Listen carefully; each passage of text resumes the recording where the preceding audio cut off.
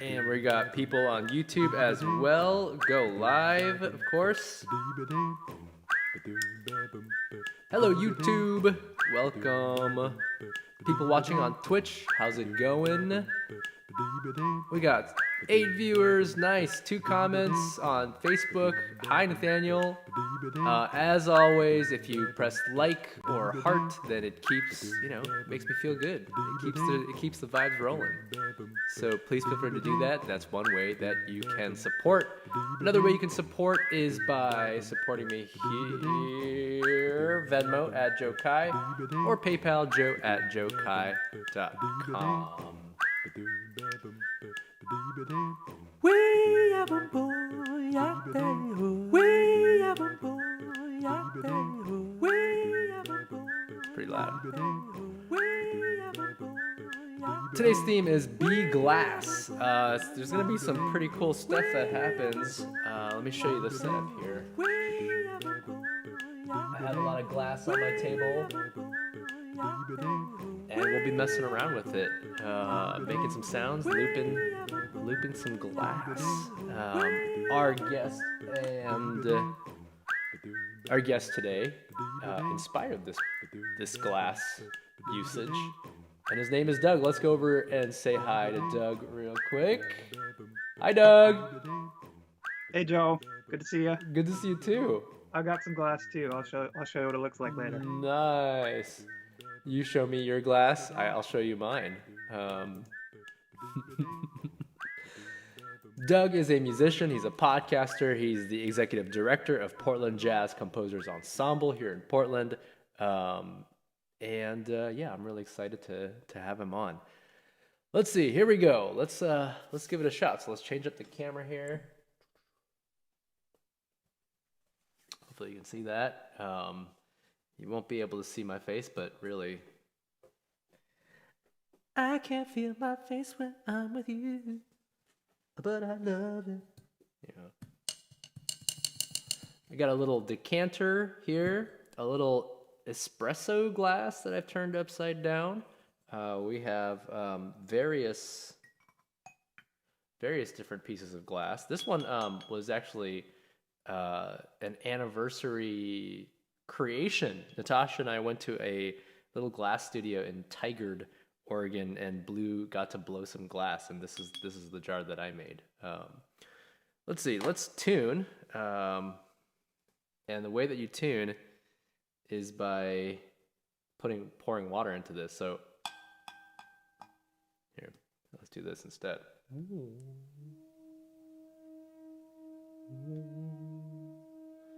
So that's the note that we're going for on this one.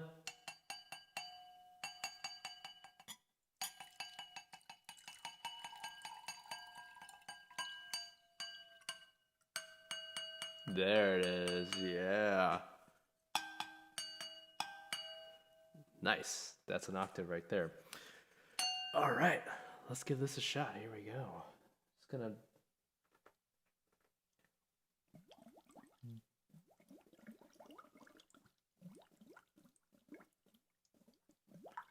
nice. Got a little straw bubble sound. Trailhead coffee. Here we go.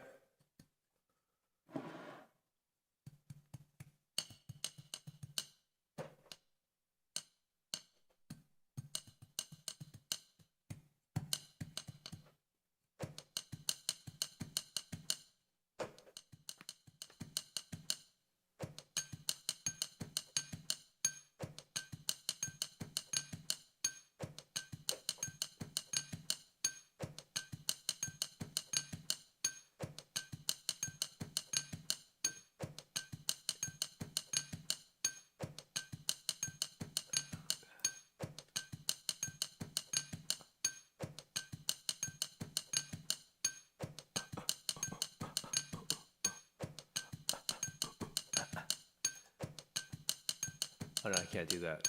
I can't make sounds,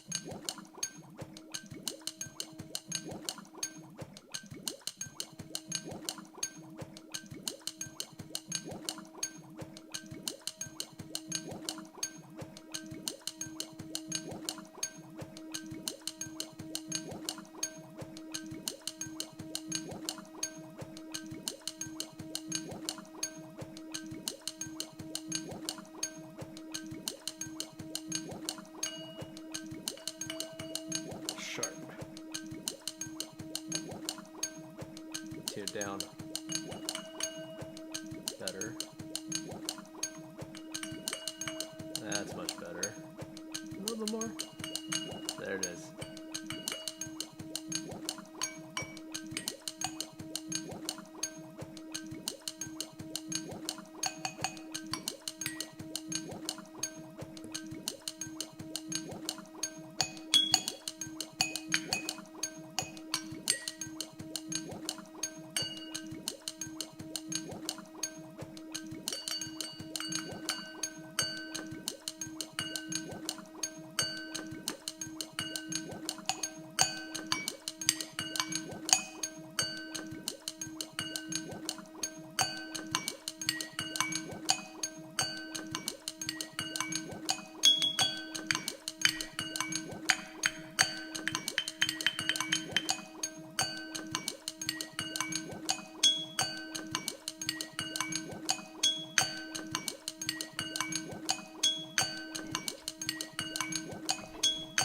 Find the pitch. E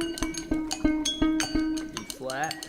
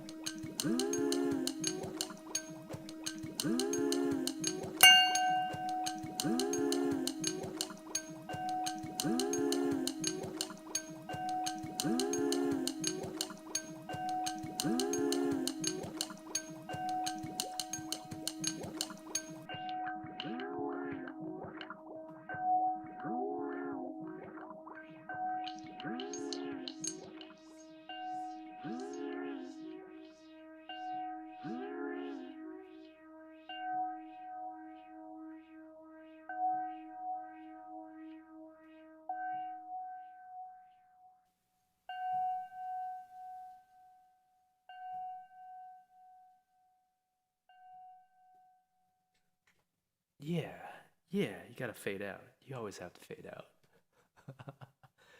Nice, that was super fun. Thank you all for chiming in. All right, it's guest time. Kim, morning. What is this orange and blue number? Turn up those bubbles. Oh, turn up those bubbles. Well, yeah, I'll turn them up for the closeout section. This orange and blue number, like I said before, is I made this for Natasha and my anniversary. I got us a session at a glass blowing studio in Tigard, Oregon, right outside of Portland, and we got to make our own glass pieces, and this is the one that I made. So, Gotta use it. Yeah, not so many embarrassing stories, right? Biggest public accident you suffered, not the horrible injury kind, the funny kind. Go. That's just it's a weird prompt. You're right. What happened to me? I ate in middle school. Oh, let's change it so that it's not a crotch shot. A little bit more.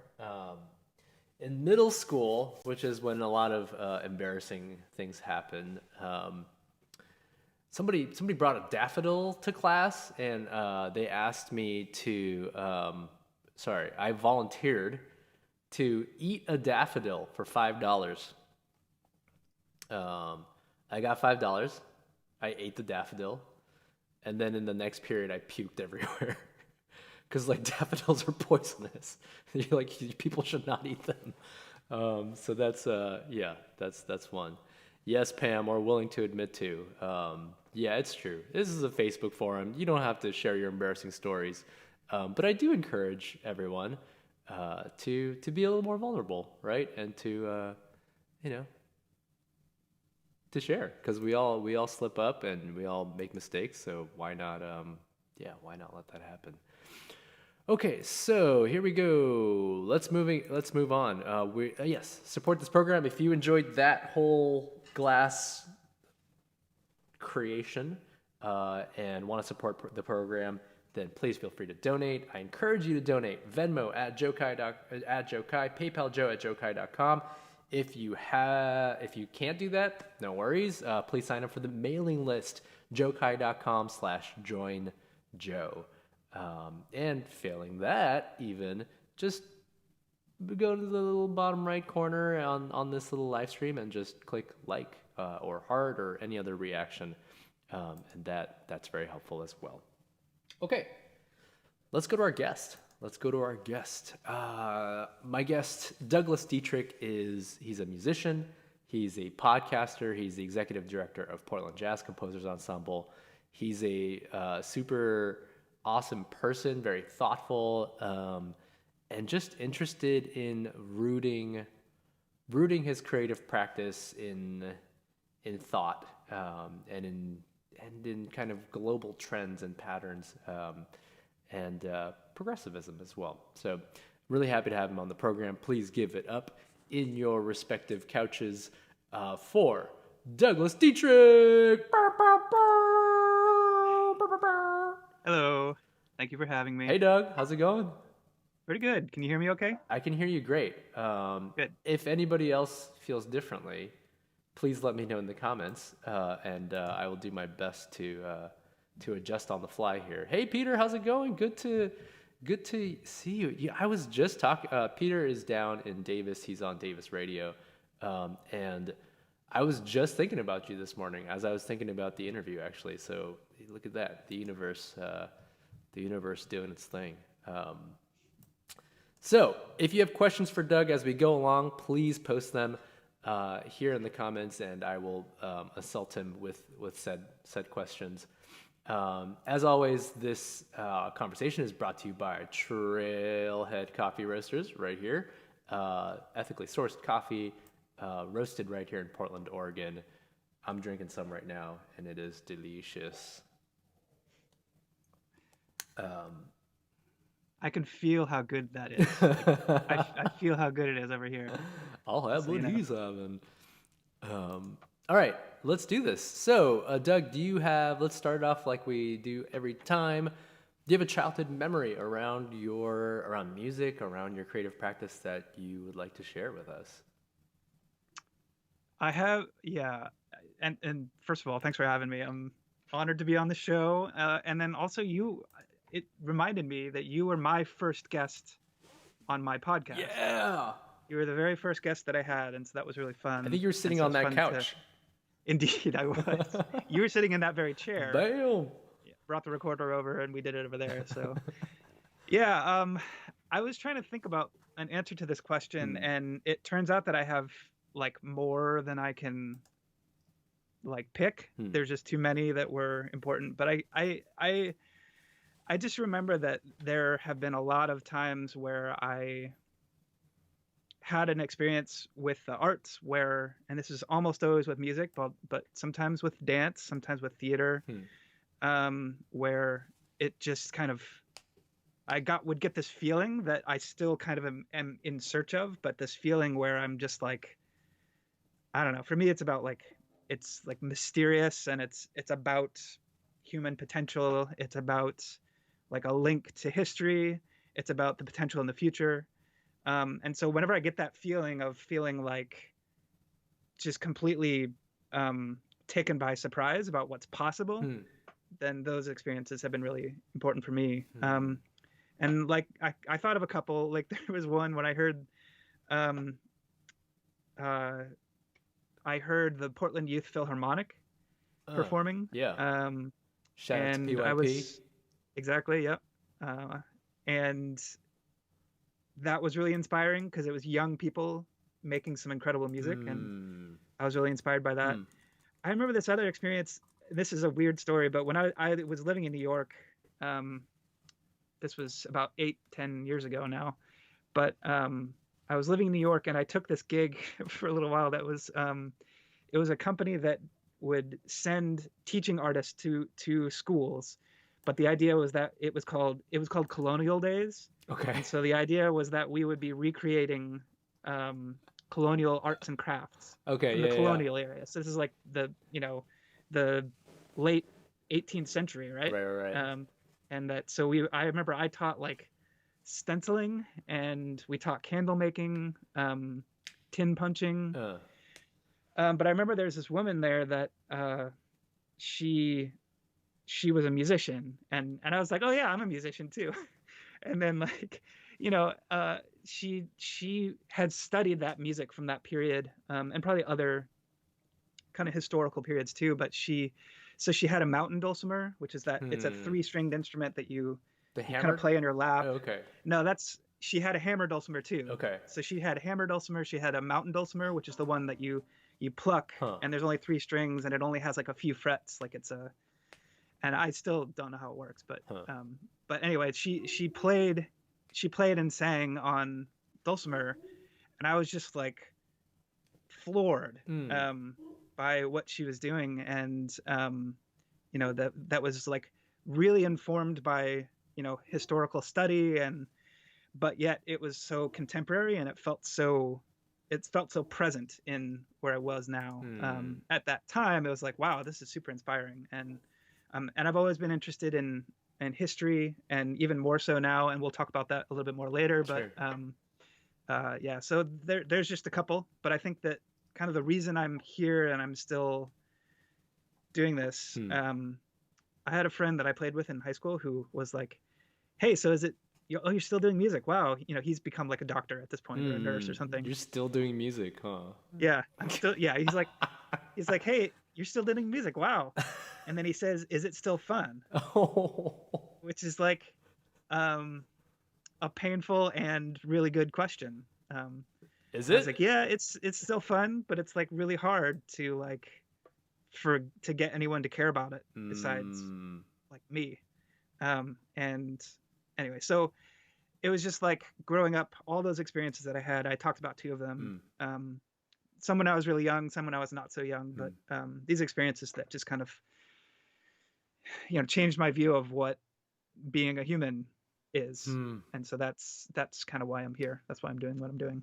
Yeah, I think I resonate with that a lot. The first time I went to the symphony orchestra in Seattle, they had this sweet deal where kids in Seattle Youth Symphony could get like the front row seats for just $10, and you could go see this world-class orchestra play.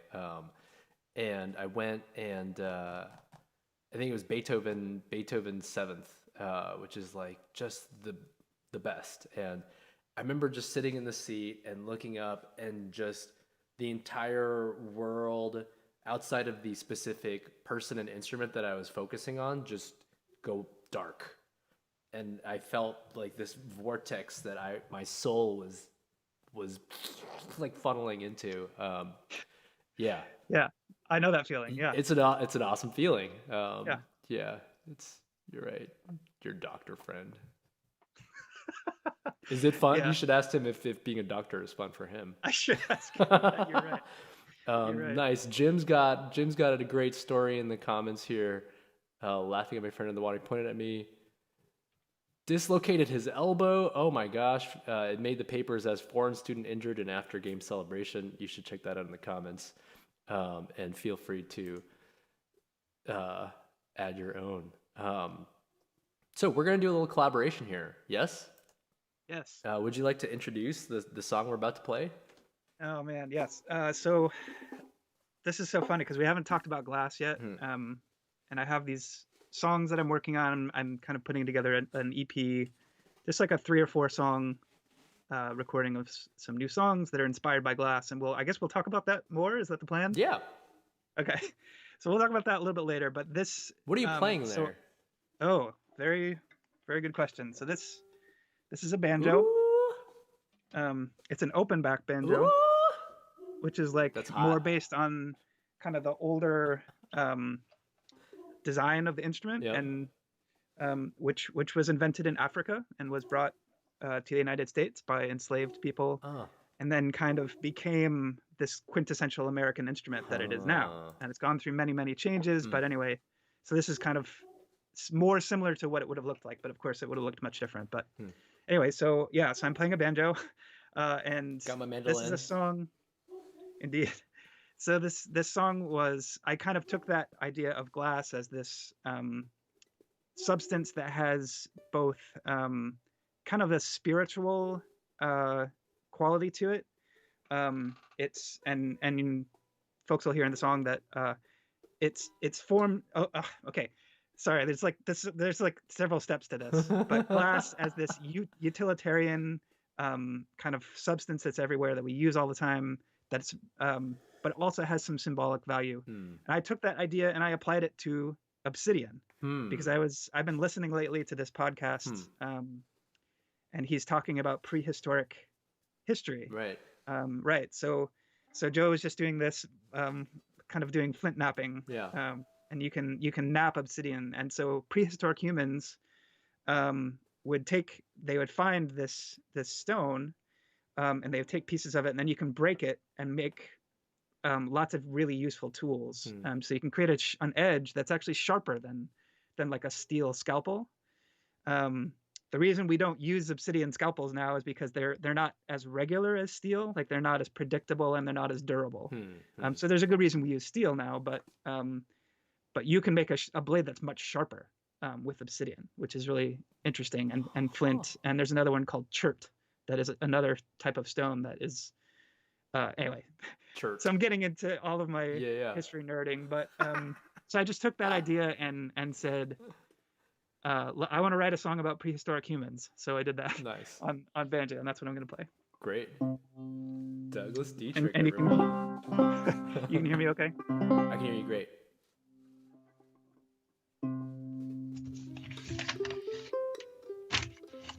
And like as you were saying, like the lyrics are like mostly I remember them, but I got my cheat sheet here just in case. And no one can tell.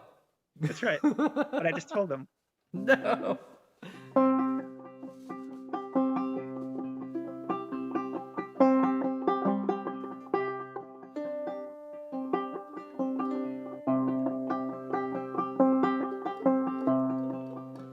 The earth is flowing, the rock is molten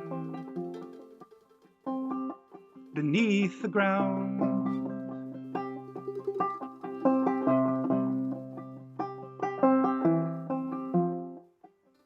And in fire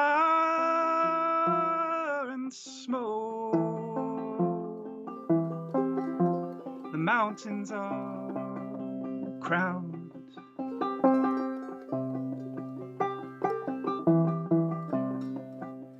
An omen truer than true, older than old.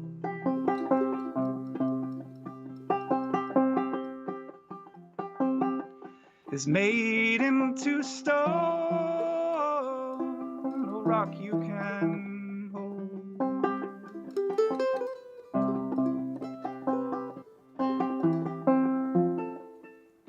Obsidian,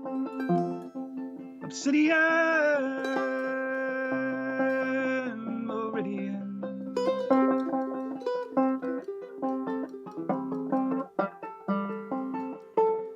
Obsidian,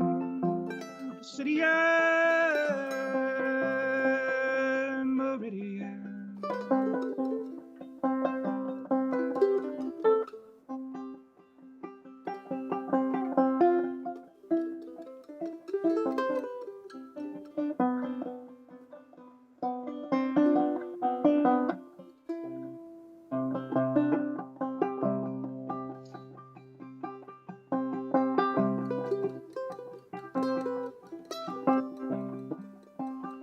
Antler tip, bone hammer, breaking and flaking.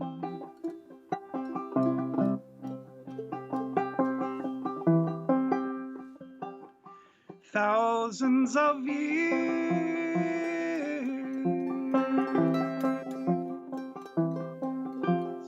in the making.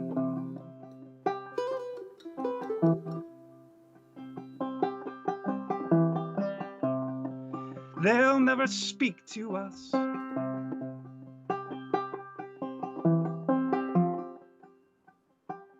This humankind.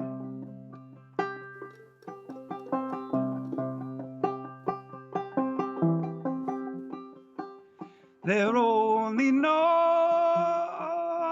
to us by what they leave behind.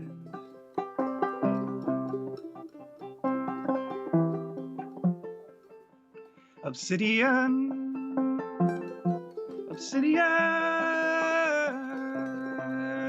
meridian.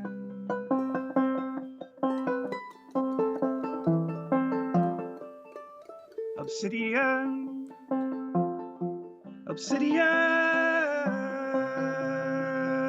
meridian.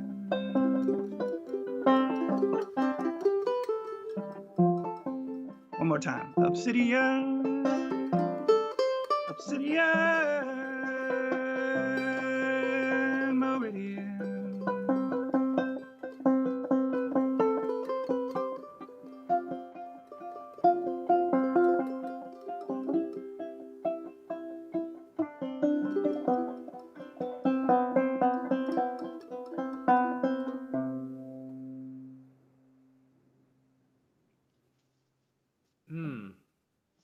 Meridian. What's that about? It rhymes with obsidian. But in your head, yeah.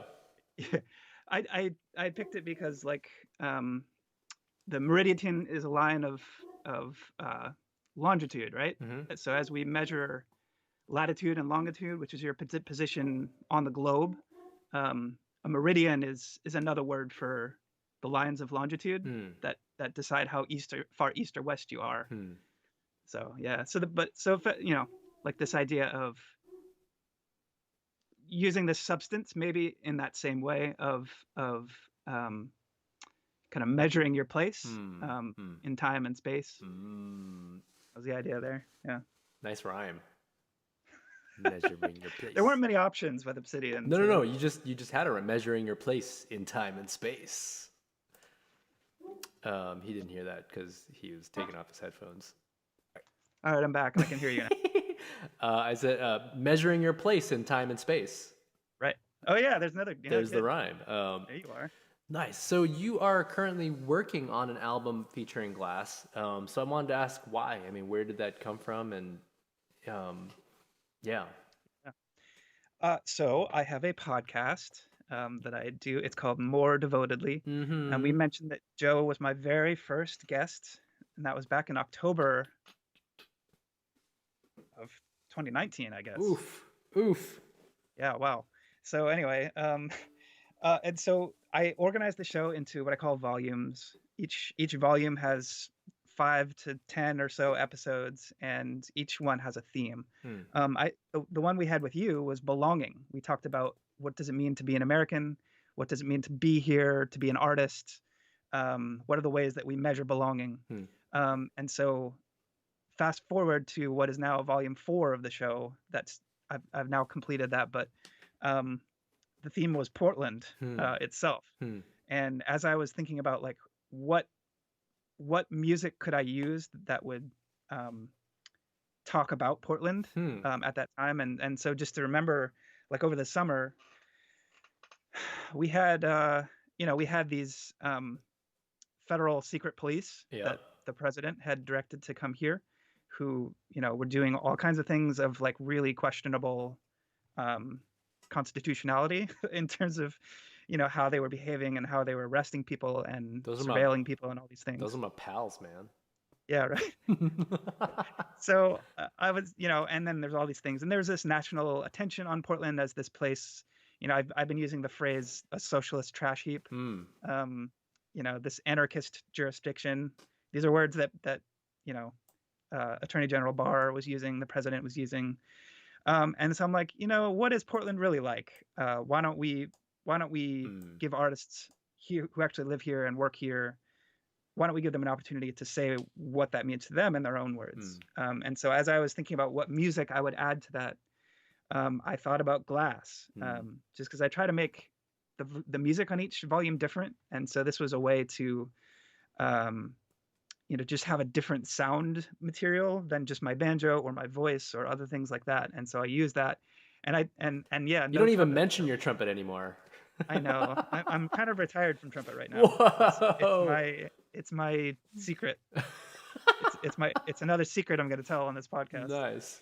I haven't been playing much trumpet. I'll come out of retirement eventually when there's like a reason to do so. But Sure. I've just been kind of focusing on these songs and the podcast. But right. So Glass. Why did I choose Glass? Because it's interesting acoustically. It makes interesting sounds. You can blow on it. You can tap it. I had these are my knitting needles. I saw you had chopsticks, right? Is that what you were using? One wooden chopstick. There you go. Yeah. So I used a lot of knitting needles. A larger one. This one's kind of bigger, and this one's a smaller knitting needle. Then I had like small bottles like this. These are just regular food bottles. Yep. A wine bottle, of course. I'm glad this is not a kid's show anymore because these are both whiskey bottles. Nice. Lafroig. And then I had smoking a bottle. I had this vase. Nice. And this is a timpani mallet. Ooh. And that makes a really beautiful sound. Yeah. So I use that a lot. I have one that's broken now, and I'm probably going to break more of the glass as I go along. Yep. And like capture that sound and capture video. And just use it. But anyway, so the idea was that like this is a material that has interesting sound, but it also has an interesting story. That it, so like applying that idea to obsidian, glass was, obsidian had been in use by human beings for like many thousands of years, tens of thousands of years. And glass is about 2,000 to 3,000 years old. We don't really totally know exactly how old glass making is, but the earliest kind of written records we have are from ancient Romans who, as they started to create these glass objects, they were very, very valuable. And so only the most wealthy people had them. And so that kind of explains why there was this like, there was some kind of superstitious or maybe spiritual or religious kind of connotations that were given to glass. And so when mirrors were first made, there were all these stories like, that ancient myth about it's Narcissus, right? Yeah. Who looked at his own reflection in a pool of water, right? Right. And so now as a human being, you could have your own little pool of water and look at yourself, right? There you go. And now we have, yeah, exactly. Now we modern day have Narcissus, yeah. So, right. So there's this spiritual value that like, and it was, there's some like, as I was looking into this myth of like the broken mirror, right? Sure. So we have this myth where if you break a mirror, you'll have 7 years of bad luck. Right. So I wrote another song about that I won't play now, but but it's in there. And so we have these like kind of superstitious, spiritual, religious Stained glass. meanings. Yes, Yeah, actually, a great example. yeah. Yep. And so there's all these kind of meanings of glass, and then we also, but then now in 2021, glass is everywhere, right? We and it's both new and old. Like there are uses of glass that have been around for hundreds of years that we still use. But then there's also new things like fiber optic cables. I believe are glass, Yeah. right? Just a flexible glass that's inside of a cable. And then there are also just all kinds of new processes that make glass that have very unique properties. And so that's why I chose it. Yeah. Because I think at that time with Portland, it was like that fragility of glass. Like we always think of glass as this thing that can break easily. And when it does, it's very dangerous because it has all those sharp edges. Right. And so I was like, that's what Portland feels like right now. We feel like a fragile place. Broken windows that's breaking downtown as well. And yeah. Absolutely. So you also talked about, kind of in our lead up to this, was the idea that glass can be renewed.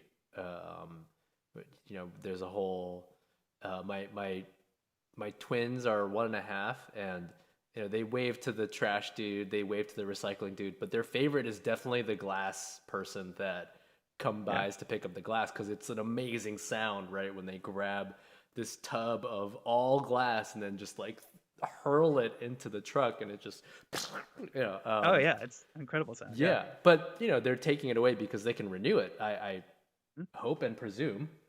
I hope so. I hope and presume too. Yeah, although we're finding out now that recycling is like kind of at a low point, unfortunately. And hopefully we'll find ways to get back to that. But yeah, so I think that since that fragility of glass was kind of what attracted to me at first, but I think especially as I learned more about it, I learned that there were more instructive things than just the fragility. The fragility is really important. It's core to what we think of glass, right? But there's a lot more. Right. And do you want? I mean, I think that what I learned. Well, what I learned, if you don't mind, please. Do you want me to? Yeah. I guess that's why I'm here. Should I just go ahead and talk? I guess I'll do that. Yeah. Let's see. So, one thing I learned about glass was just that. So it has 3 basic ingredients. Okay. Like there's sand, which is sand. That's the major big ingredient. Yep. The second is soda ash. Soda ash. Yeah. And then there's a third that I can't remember. I'm pulling Heat? the Or is that not the substance? Are you talking about yeast. substance? Okay. It's another chemical substance that I have written in my glass notebook, but there are many other ingredients as well. Sure. The idea was that if you take glass and you melt it, or if you take sand and you melt it, Right. you will get glass. Right. But that takes you have to get a furnace like more than 2,000 degrees Fahrenheit in order to do that, and that is very hard and expensive and difficult to do.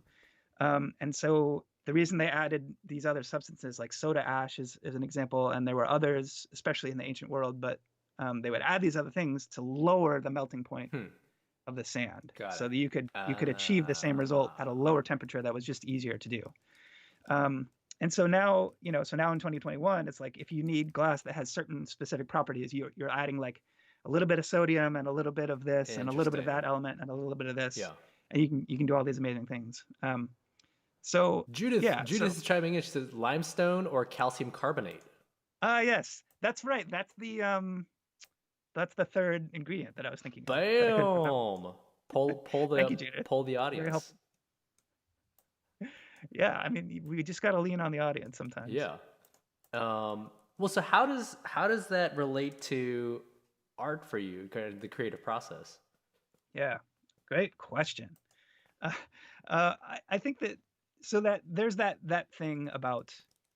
I think when I look at glass, and like this vase, which I got at the thrift store, and I was like, I had my little cart. And I was literally sitting on the floor in front of all the vases at Goodwill, and I was just tapping on them and like listening to be like, does that one sound good with this one over here? And then I'd tap the other one again, and then I'd tap the first one and tap the second one, and eventually I bought like 3 or 4 of them. Um, but like it looks, when you see that transparent material, it looks very pure. I think that's kind of something we associate with glass. But then that was the thing that's interesting to me, that as I learned more about it, I was like, oh, this is not a pure substance. This is a substance that is, it's a big mixture. It's all these things thrown in, and you know, as you add one thing to achieve one result, it makes it impossible to achieve other things. For instance, like if you add something that makes it harder or like more resistant to breaking, it can change how flexible it is, or like how you're able to, you know, turn it into useful shapes. So like those things like that, where what you have there is a coalition, right? So as we talk about, you know, social movements and political movements and these things about how do we actually make changes that we want to see in our society, we have to build coalitions. And so glass is one way that we can think about that, right? Because if you make a choice that you say, okay, I need a little bit more of this, so you add that ingredient, it might make it that you can't add this other ingredient at the same time, and you have to make these choices. And so that's something we have to do as artists and as people all the time. Right. Who's in your coalition? So, yeah, exactly. Do I need 3 drummers? Probably not. Exactly. Not. It's a really good question. If you have questions for Doug, please drop them in the comments, and I will ask them. I totally feel you. Kim says, sitting on the floor of Goodwill tapping vases for dinner quality is in the top 10. No, message retracted. No, I'm still gonna read it. Top 10 most Portland things ever. Yes. I was at the thrift shop, and I mean that's like a Fred Armisen sketch right there. Yeah, right? It's true. Well, this one kind of has, you know. Yeah, I was a caricature of myself at that moment. Yeah, it's true. But if you have questions for Professor Doug, please let us know. Peter says both of you are wearing glasses. This is true. True fact. Very much. There's a. I'm just gonna say it because I feel like if I were a white dude, like you, I would look kind of like you, Doug.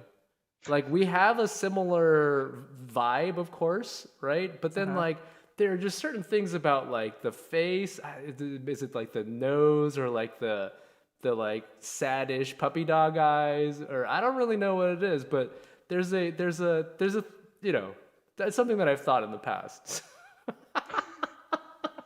Well, that's good, I guess. Yeah. That's good. As I was responding to Peter, dorks of a feather, you know. Oh, indeed. Kim says, "Look out, Corning Museum of Glass! These guys are coming for you." Yeah, booking opportunity. Cool. So then, okay, you kind of answered both, right? I mean, artistically as well as nationally, right? How you see that metaphor playing out. Completely random question. What was the first album that you bought with your own money? Oh. I remember the first album that was bought for me by my parents. No. That's not the question, Doug. I think I bought a. This is kind of funny. I think it was this Soundgarden album that had that song Spoon Man. Nice. Mine was. So I bought it on. I don't know if I bought it. I'm pretty sure it was a CD. Yeah. But that song. So yeah, making music with spoons, even though that's hardly present in that song, it's more present in the video. I don't think there's any real spoon sounds in the song, but it's kind of a ridiculous song. Mine was Britney Spears' first album. I was really excited about that. Bonnie says, "You guys are great, and I love Obsidian." Hi, Bonnie. How's it going? Obsidian. I gotta get me some Obsidian. I have a bunch of rocks on the shelf over there, but Obsidian is not one of them. Cool. So More Devotedly is the podcast that you're working on. What are you working on for this upcoming volume? I know you just did one with musician Sarah Tiedemann. Tiedemann, yeah. Yeah, and who is part of Third Angle Music. And has really interesting posts on Facebook all the time about kind of the nuances of politics. And, she's a self-proclaimed progressive, moderate, political moderate. Yeah, we talked about that on the episode. Yeah. So what can people expect? Yeah. On More Devotedly, what can they expect? Yeah. Well, let's see. The show is about artists who are doing work that is engaged with issues of like political or cultural consequence, and I think there are different ranges of like how much people consider themselves activists or how much they consider themselves just an artist who does things that are occasionally tied to issues. Because I think one thing that's important is that I don't think at all that everybody has to do this all the time, but like when you do it, maybe you do it all the time, but when you do it, I think if you listen to the show, you will be in touch with people that are doing it as well, that are thinking deeply about it, trying to do it in a way that's effective, in a way that's ethical, and in a way that's interesting artistically as well. So I think all those things have to be there, and that's what the show's about for me. So I'll say that coming up, I'm going to knock on wood a little here. You can't see it, but I'm knocking on wood. Let's knock on glass today. Yeah, we'll knock on glass today. But I'll have this EP of the song I played today, with a much better performance of it. I'm still learning the song, you guys. It's like brand new. So that's actually the first time I performed it for anybody. Nice. So, yeah. So that song, 3 or 4 songs. I don't know. I haven't finished it yet, but and then I'm gonna do a few, some interviews with artists who are reinventing themselves. And I have a couple people picked out already. And it'll just be this idea of, we talked about fragility before, we're going to talk about rebirth and renewal, and how people are, kind of reinventing themselves.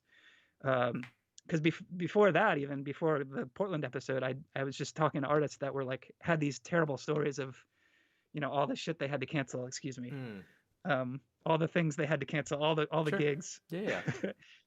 Because of the pandemic.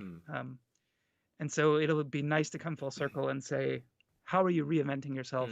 How are you going to adjust to this new world, that we know we're going to see a much different world for artists? Well, what I've appreciated about your podcast is the real intention and the window into the minds of artists who are trying to connect their creativity to specific issues that I also care about. So there are a lot of episodes in the archive around climate change, and that was really it was really mind-opening for me, just in terms of how do I connect those dots, and then also just hearing about people and how they're thinking, hearing artists talk about how they're thinking about incorporating those ideas into it. So it's on Apple Podcasts, right? Everywhere that you can get podcasts. So people should definitely check it out.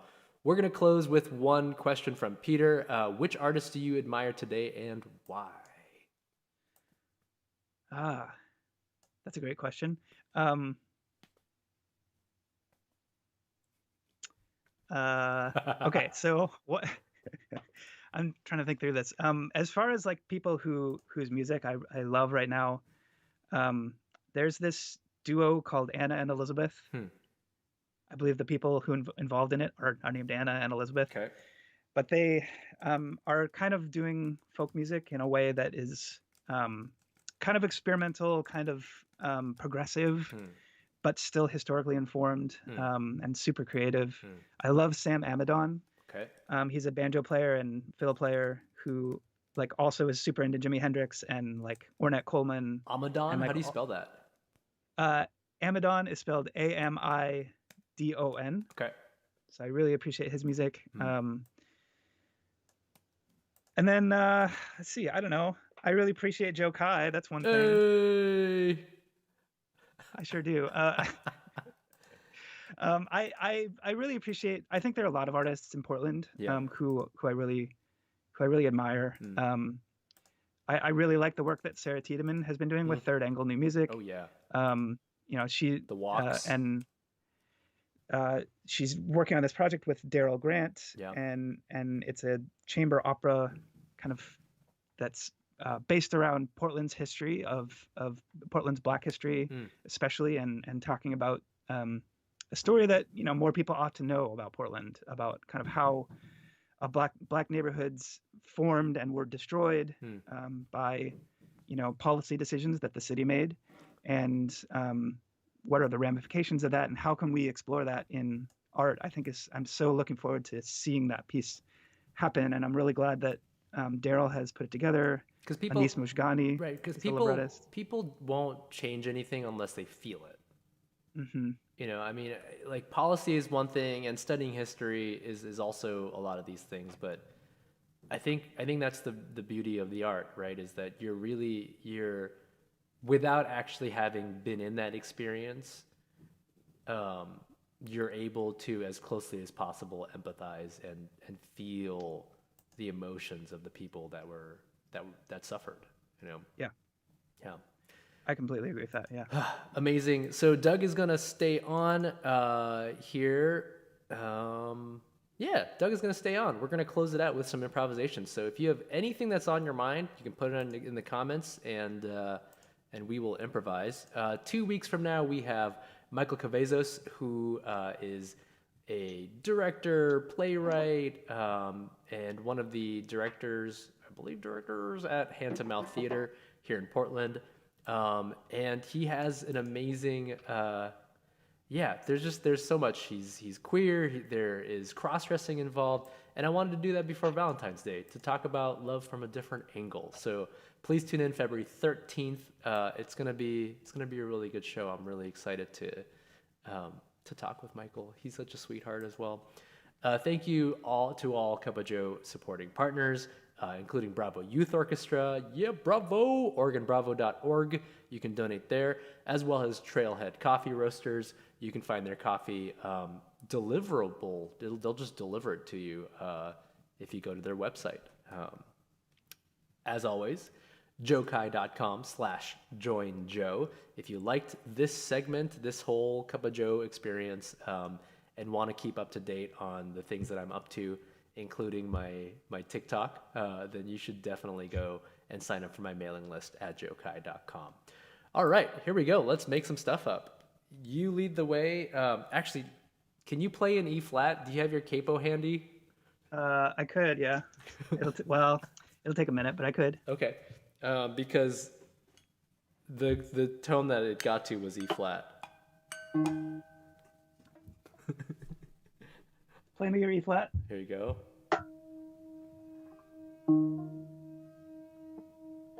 Let's see. E flat-ish.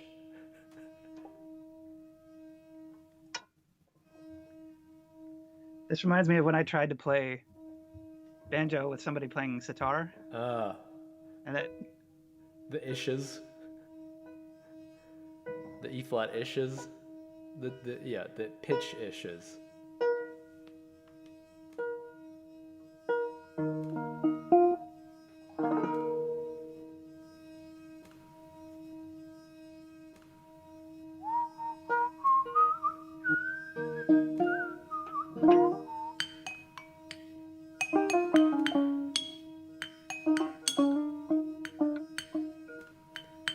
Let's make this major.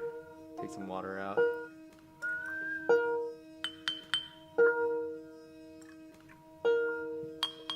There it is.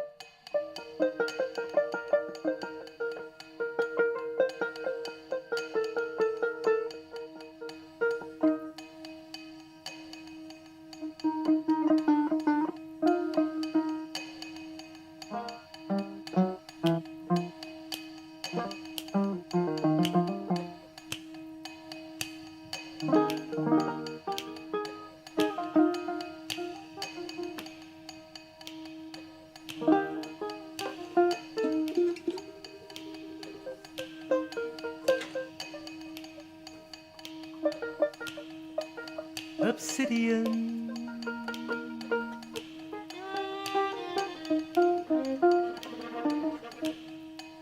Meridian.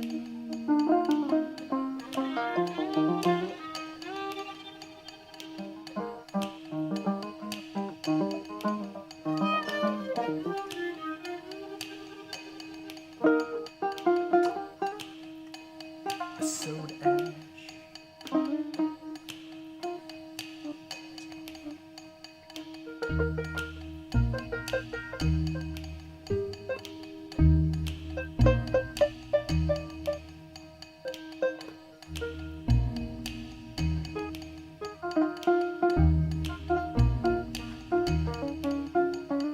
Soda ash.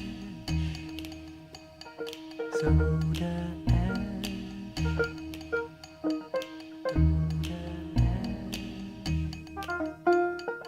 Soda ash.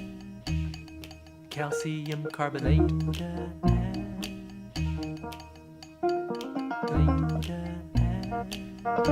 Where is it? Ah. Sand?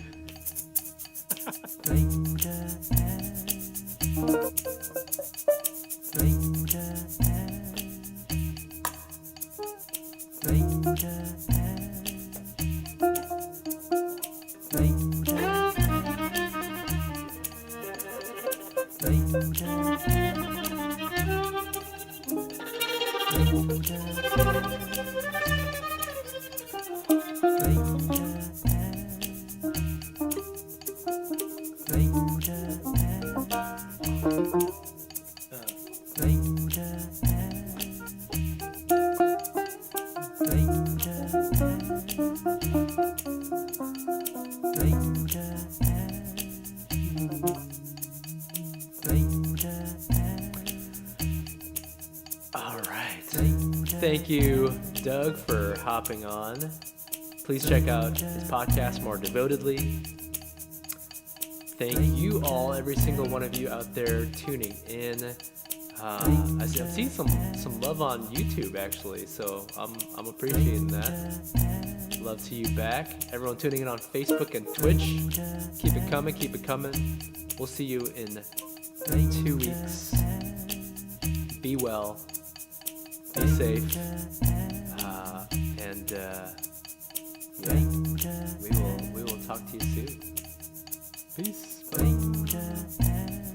1, 2, 3, and